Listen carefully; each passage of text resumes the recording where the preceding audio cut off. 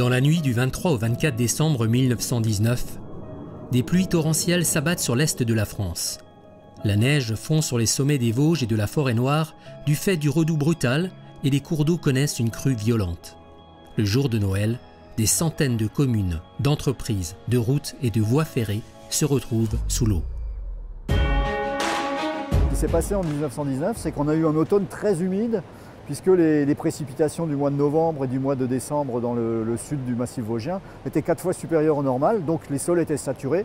Et le 24 décembre, il est tombé là-dessus des quantités d'eau tout à fait astronomiques. Et comme les sols étaient saturés, il y a eu une réponse très violente, très brutale des cours d'eau.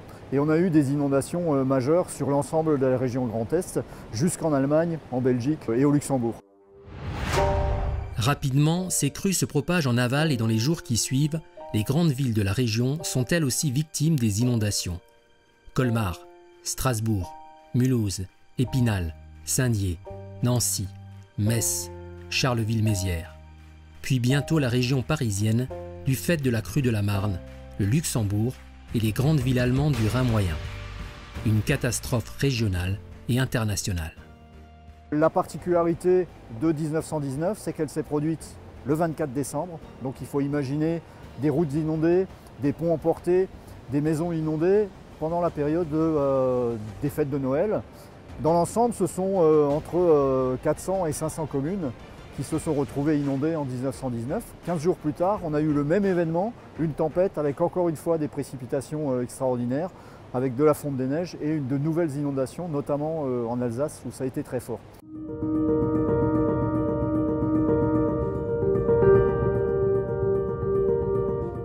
Rüdiger Glaser est un spécialiste du changement climatique et de ses conséquences.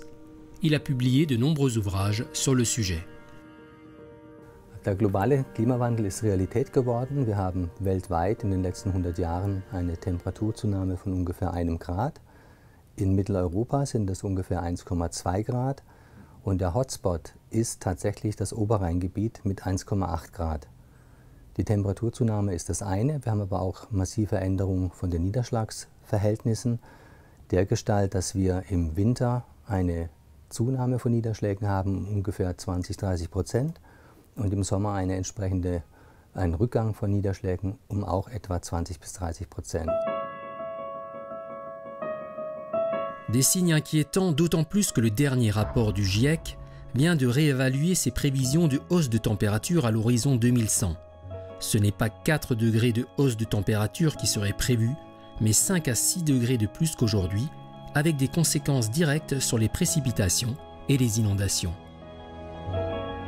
Quand on augmente la température de l'atmosphère de 1 degré, on augmente de 7% la capacité de l'atmosphère à contenir de la vapeur d'eau. Donc on augmente la capacité de l'atmosphère à produire des événements précipitants intenses. Et je pense que c'est là où le changement climatique arrive avec de nouvelles donnes, avec de nouveaux scénarios, des températures qui sont plus élevées en France à des périodes où on ne s'y attendrait pas, des orages, des grêles qui sont beaucoup plus intenses, qui vont tout dévaster sur un territoire qui n'est pas prêt, qui n'est pas adapté. Dans un contexte de hausse de précipitations hivernales, on pourrait avoir des événements type 1919 qui pourraient effectivement revenir. Malgré les dommages, la crue de 1919 a été oubliée aujourd'hui par la plupart des acteurs des territoires. Pourtant, dans le Grand Est, de nombreux repères attestent de la hauteur d'eau atteinte lors de cette crue majeure.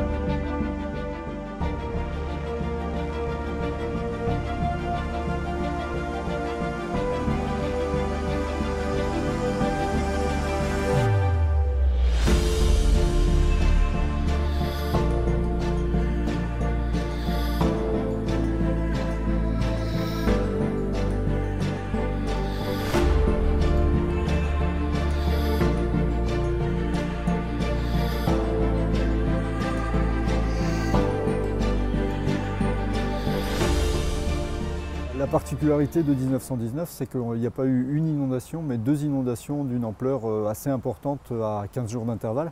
Et là, on a un des rares endroits où on a ces 2 inondations qui sont représentées sur des repères de crues, puisqu'on a le 24 décembre 1919 qui se trouve ici, et le 12 janvier 1920 qui se trouve à cet endroit-là.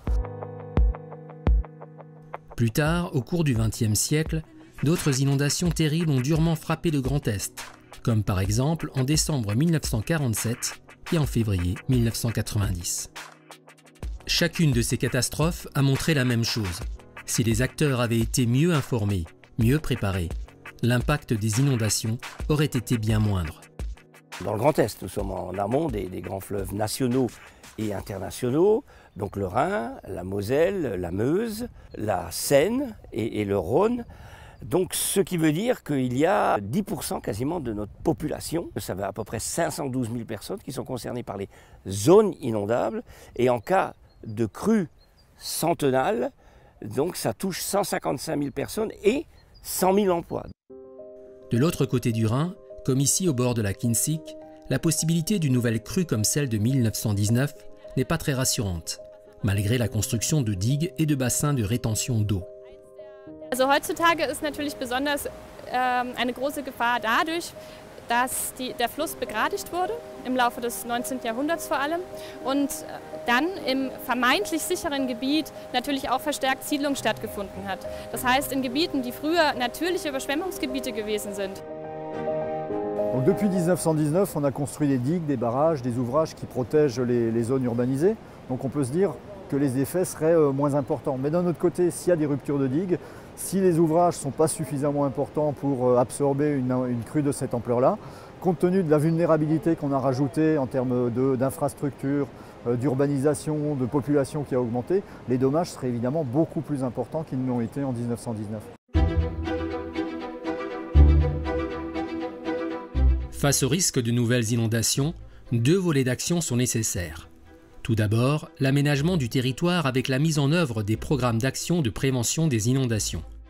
La région Grand Est et l'État accompagnent les collectivités et la mise en œuvre des PAPI et toute stratégie locale pour combattre les risques d'inondation. Il s'agit d'une part de l'aménagement de digues, mais aussi de restaurer des zones d'épandage. Toutefois, le risque zéro n'existe pas. Il faudra être plus présent dans les documents d'urbanisme, il faudra moins artificialiser les sols, il faudra changer également, à mon avis, de pratiques culturales. On a ce sentiment que les ingénieurs sont venus, ont contraint les autres dans leur lit et que tout est maintenant géré et sous contrôle. C'est quand même une grande idée reçue qu'a la population en général. Et le problème, c'est que c'est loin d'être la réalité. Premièrement parce qu'on a créé des digues, mais on a créé d'autres problèmes. On a créé des problèmes de potentialité de rupture de digues. On a créé des barrages en ayant le sentiment que ces cours d'eau ne vivaient plus puisqu'on conserve l'eau en amont.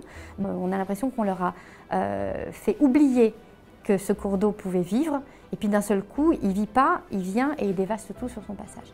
Notre mission sera également de préparer, d'informer et de responsabiliser la population à la survenance d'une crue.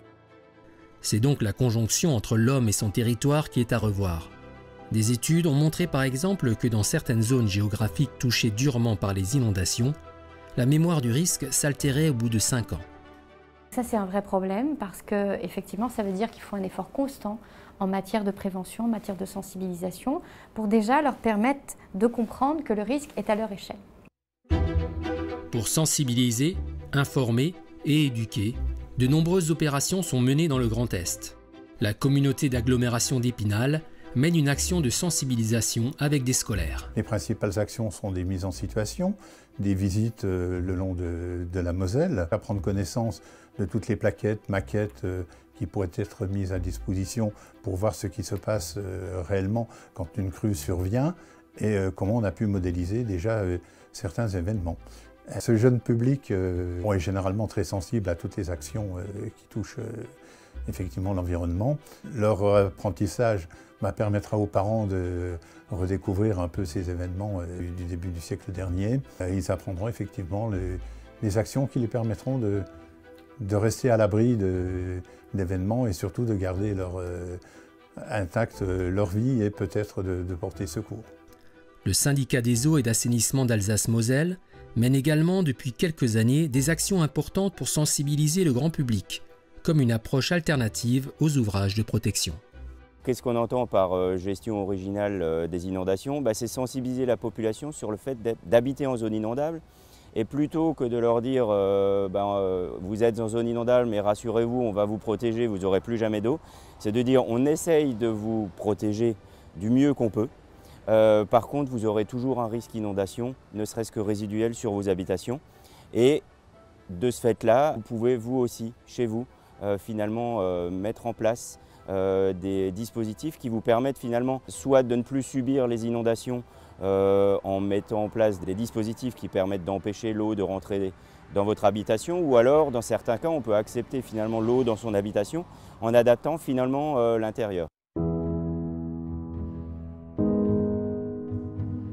La CCI Grand Est, à travers le programme Interreg Climability Design, apporte des données ciblées et pertinentes aux entreprises concernant les risques liés au changement climatique sur leur activité.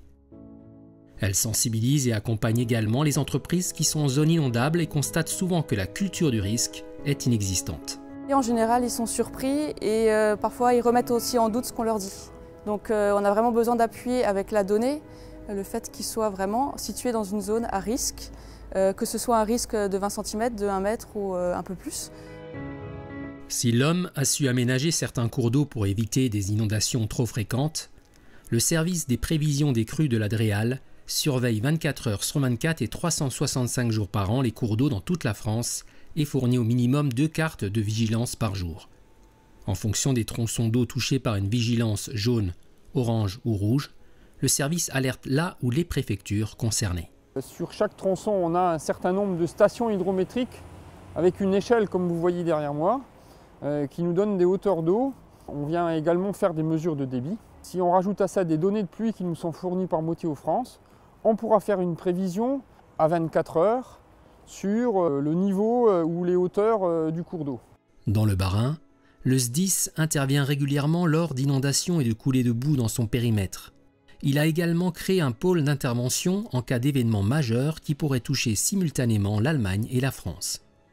L'expérience qui était évoquée sur le domaine transfrontalier c'est notamment illustré par la réalisation d'un bateau-pompe qui intervient sur le Rhin avec un équipage mixte franco-allemand et également par la réalisation d'un centre rhénan d'entraînement aux risques fluviaux qui là aussi sert à former les sapeurs-pompiers allemands et français en cas d'intervention sur le Rhin.